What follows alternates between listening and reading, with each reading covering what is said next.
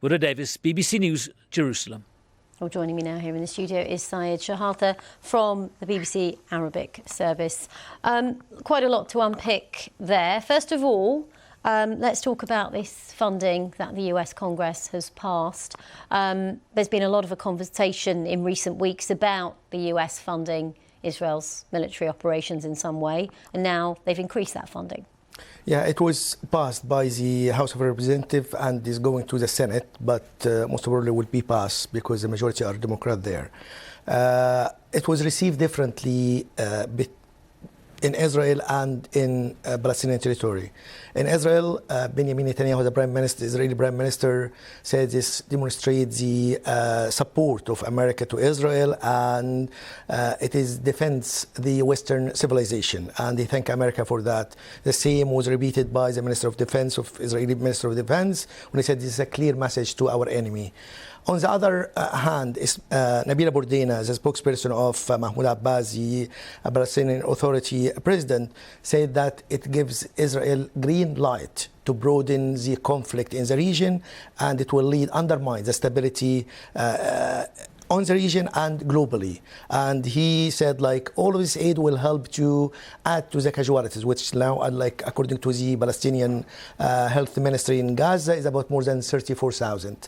So it was received differently. And I think it is more or less, it's a prize for Israel because they retaliate in a strong way to Iranian attack to Israel. And this kind of listening to America's support and preparing for the Rafah operation. So this aid will help Israel to carry on its mission, according to Mr. Netanyahu. And yet, Saeed, you do have Israel's allies, including the US, urging Mr. Netanyahu not to launch that full-scale offensive in Rafah.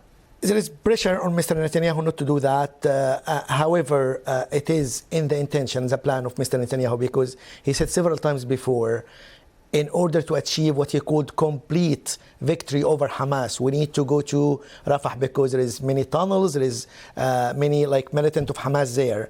However, Mr. Ismail Haniyeh, the leader of the political bureau of Hamas in Turkey, he met the president of Turkey and the other officials, and he said clearly, we warn Israel of doing military operation in Rafah and will be ready to fight them. And he also talked about the negotiation, because it's linked to each other. Because if there is negotiations, there is a deal, it will be no case in Rafah. So, and he said, we tried several times with Israel to include Russia and Turkey to be beside Qatar, Egypt, and the United States as a guarantee for any deal between them. And they insisted again that the condition of Hamas will not change, withdrawal of Israel from Gaza, the return of the people from the refugees to the north of Gaza, and permanent ceasefire. So there is insistence from Hamas to do that. And let me ask you this as well. Another thing we've been reporting on as well is those warnings from the United Nations Relief and Works Agency, the main agency that supports Palestinians in that area, really concerned about a growing famine. It is a problem. The United Nations organization, UNRWA, and other World Food Program, other organizations warned about the famine.